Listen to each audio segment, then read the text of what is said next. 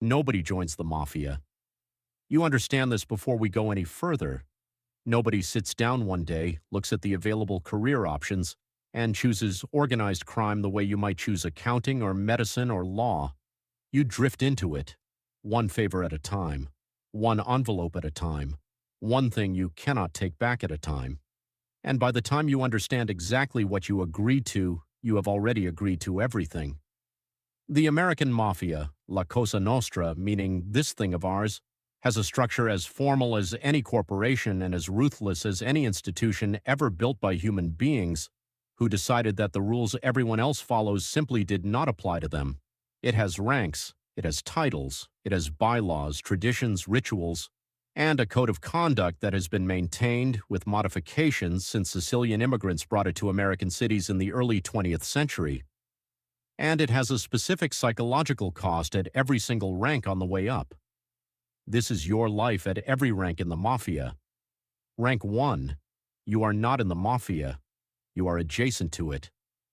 An associate is someone who does business with the family, who runs errands for maid members, who makes himself useful in the specific way that the Mafia rewards, reliably, quietly, without asking questions that have not been invited. You grew up in the neighborhood. This matters. The Mafia is, in its first form, a neighborhood institution. It is present on the same streets where you learn to ride a bike. The men who run it are not strangers. They are the men your parents knew, the men who had a reputation that the neighborhood understood without ever stating directly. The crew gives you your first job, not a violent one, not yet. You drive somewhere, you pick up an envelope, you deliver it to a specific address and you do not open it and you do not ask what is inside it because asking is the specific thing that marks you as someone who does not understand how this works. You understand how this works, you come back. The man who sent you nods, he gives you money, not a lot, enough. And the specific thing that happens next is the thing that nobody who has not lived it fully understands from the outside. Nothing happens. No dramatic moment. No crossing of a visible line. No ceremony or oath or formal acknowledgement that anything significant has just occurred. You go home, you go to sleep, you wake up the next morning and your life looks exactly the same as it did before. The only difference is that there is now a man in a nice suit who knows your name and thinks of you as useful. That is the entire thing. That is also, in retrospect, everything. Rank 2, you earn, not for yourself, for the family. The Mafia's economic engine is not, at its foundation, dramatic. It is not primarily the cinematic violence of the movies, though violence is present and available and deployed when required. It is percentages. You run a numbers operation. You move stolen merchandise. You collect juice. The interest on illegal loans that compounds in ways that legitimate banking is not permitted to charge. You have a small crew underneath you, guys from the neighborhood who are where you were 6 months ago, and a portion of everything they earn moves upward to you and from you to the capo above. This is the structure. Money moving upward, always upward. You are good at this. Not because you are violent, though you can be, and the neighborhood's understanding of that fact is itself an economic tool. You are good at this because you understand people, because you can read a room and a street corner and a conversation and know when someone is about to be a problem before they know it themselves. You start to make real money, not legal money. Money that cannot be explained, that has to be moved and cleaned and routed through businesses that exist partly to be the explanation for money that does not have a legitimate explanation. This is when the life starts to feel like the life, and this is the rank at which most men who will ever be in the Mafia will stay. Most of them never get further than rank 2. The ones who do share a specific quality that is not intelligence, not violence, not ambition exactly. It is the ability to be trusted by people who do not trust anyone. Rank 3, you are asked to do something, not asked. Told. In the language of the Mafia, which has its own specific grammar of implication and indirection, nobody says anything directly that could be repeated in a courtroom. You receive a communication that translates cleanly into an instruction. You carry it out. This is the level at which the romantic version of organized crime that movies sell you dissolves into the specific unglamorous reality of what it actually is to be a soldier in a criminal organization. The soldier does what the organization requires. Sometimes this is financial, sometimes this is logistical, sometimes this is physical in a way that crosses lines that cannot be uncrossed. You cross them, not because you want to, because the alternative, refusing, explaining that you have reservations, asking for a different assignment, is not a sentence you are able to finish in this context. You are inside something now. Not metaphorically. You are inside a structure with a specific logic, and the logic of the structure is that the organization's requirements take precedence over your personal discomfort with any specific requirement. You knew this when you started. You did not know what it would feel like from inside it. That particular knowledge is only available from inside it. You go home. You do not talk about what you did, not to your wife, not to anyone. The specific silence required to do this job over time accumulates in a way that people outside the life cannot fully see on you, but that you carry everywhere. Rank 4. The ceremony.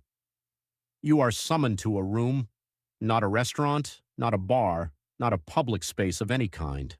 A private room, a back room. The kind of space that only exists in the geography of the life. There are candles. This is not theatrical. It is traditional. The ceremony of becoming a made man, of being formally inducted into the family, is one of the most guarded rituals in American criminal history, kept secret for decades before informants finally described it to federal investigators. Your finger is pricked. Your blood is dropped onto a holy card, an image of a saint. The card is lit on fire. It burns in your hands. You repeat an oath. In Italian, or in the Italian of the family that is taking you in. You swear on your life. You swear on the lives of your family. You swear on everything you have and everything you are that you will uphold omertà, the code of silence, and that you will put this family above all other loyalties for the rest of your life. You are made. And here is what changes immediately on the other side of that ceremony in a way that is almost physical. Fear leaves, not all fear. Not the rational fear of federal investigation and rival families and the mathematics of a business that resolves disputes through violence, but the specific ambient fear of the neighborhood, the worry about being targeted, being robbed, being crossed by someone who does not know who you are. That fear leaves. Because now everyone knows who you are, or rather, everyone knows what you are. A made member of this family cannot be touched without authorization from the commission. You are, in the specific geography of the life, untouchable. You walk out of the room differently than you walked in, not because you are different, because the world around you now responds to you differently. And the two things, who you are and how the world responds to you, will spend the rest of your career becoming harder and harder to separate. Rank 5, you run a crew. A capo, short for a capo regime, captain of the regime, manages a crew of soldiers and associates, oversees the earning operations in their territory, and serves as the interface between the street and the administration above. This sounds like management. It is management. With the specific additional feature that the people you manage are criminals, that the oversight you receive from above is absolute and non-negotiable, and that the consequences of underperformance are not a performance review. You have 15 men underneath you. Each of them has problems. Each of them generates situations that require resolution. Each of them is also, in a structural sense, a liability, a human being whose decisions you are responsible for, whose mistakes you will be held accountable for, whose potential cooperation with federal investigators is a variable you can never fully control. The FBI approaches one of your earners. You find out before he makes a decision. This is the rank at which the life becomes genuinely complicated in a way that the soldier rank did not fully prepare you for. Because as a soldier, your job was execution. As a capo, your job is judgment. And judgment in this context means making decisions with incomplete information, under time pressure, with consequences that are permanent, in a world where the wrong call costs you not just money but everything. You make the call. You are right. This time. Rank 6. You are the second in command. The underboss sits between the boss and the capos, absorbing the details from below so the boss does not have to, managing the daily operations of the family while the boss maintains the distance that his position requires. You are the pressure valve of the organization. Pressure from below, crew problems, territory disputes, earners who are not earning, internal conflicts that cannot be allowed to become external conflicts, flows up to you. Pressure from above, the boss's expectations, the commission's requirements, the ongoing necessity of keeping the entire structure moving, flows down through you. You are where they meet. And meeting points in any structure are where fractures appear. You discover at this rank something that nobody told you when you started. The closer you are to the top, the smaller the circle of people you can actually trust.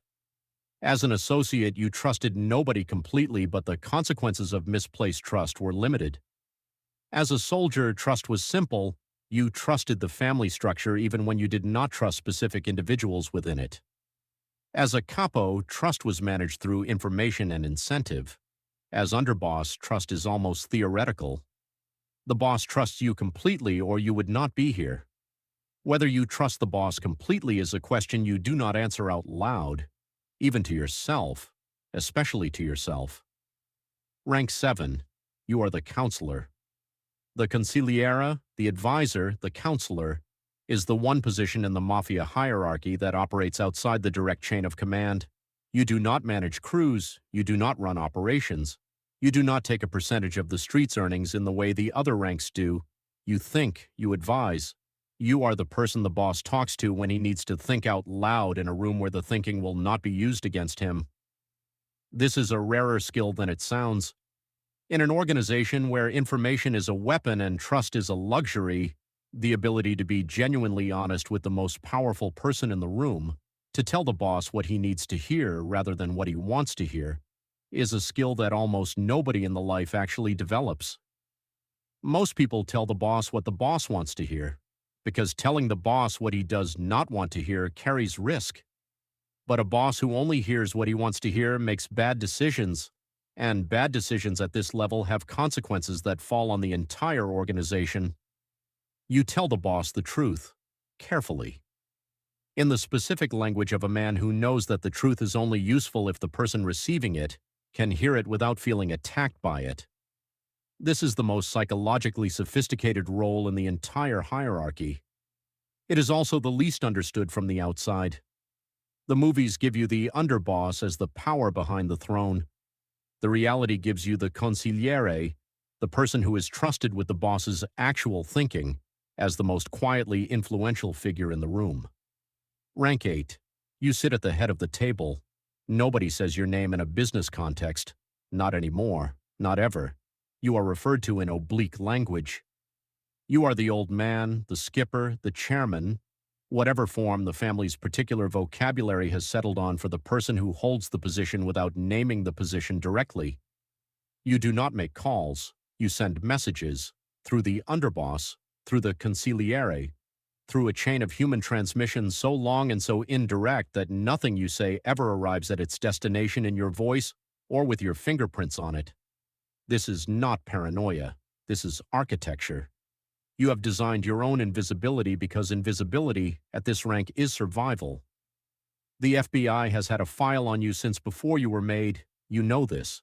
You factor this into every decision, every meeting, every word you say in any room that you have not personally verified is not being monitored by people whose entire professional purpose is to eventually put you in federal custody for the rest of your natural life.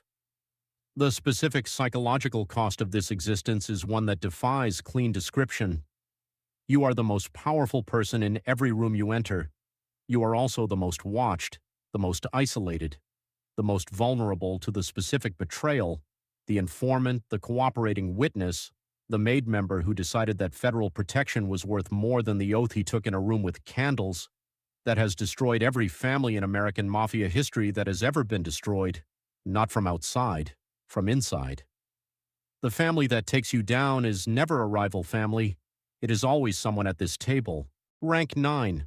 Above the family, above the boss, above the consigliere and the underboss and the capos and the soldiers and the associates, and everything you have climbed through to get here. There is the Commission, established in 1931 by Charles Lucky Luciano.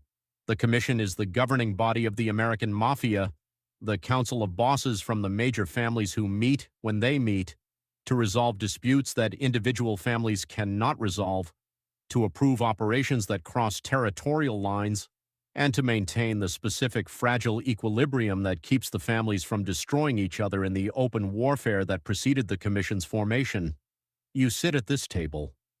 Not always, not often. But when the Commission convenes, your presence represents everything beneath you: the earners, the soldiers, the made men, the capos, the whole structure that generates money and power and influence and feeds up through the hierarchy to the seat you now occupy. And here at the top of the top, you understand something that you could not have understood at any lower rank. The Commission exists not because the families trust each other. It exists because the families understand that mutual destruction serves nobody. The peace it maintains is not peace. It is the calculated self-interest of powerful people who have decided that coexistence is more profitable than war. And you sit at this table, and you maintain it, and you understand finally completely what this thing of ours actually is. Not a family, not in any sense that the word family carries in ordinary life, a structure, a system, a specific and ruthless machine for converting power into money and money into power, maintained by the threat of violence, sustained by the code of silence, and vulnerable, always, permanently, irreversibly vulnerable, to the one thing no code and no oath and no ceremony with candles has ever fully prevented. The person inside it who decides that the code no longer applies to them. That person has always existed. They always will. And every boss who has ever sat at this table has known it. You know it now. This is yours, for as long as it is yours. Nobody joins the Mafia. You drift into it. And the specific, permanent, irreversible truth about every rank on the way up is that the drift only moves in one direction. You cannot unrun the errand. You cannot untake the oath. You cannot unsit at the table. The families that have been taken apart by the federal government in the last 40 years were not taken apart from the outside. They were taken apart by people who were inside them. People who, at some specific rank on this list, decided that the structure they had built their lives around had stopped protecting them in the way the oath said it would. And they talked. Every Mafia story ends the same way, either federal custody or a different kind of ending. Neither of them looks like the movies. Subscribe. Tell me which rank is the actual point of no return. Drop your answer below. I am reading all of them.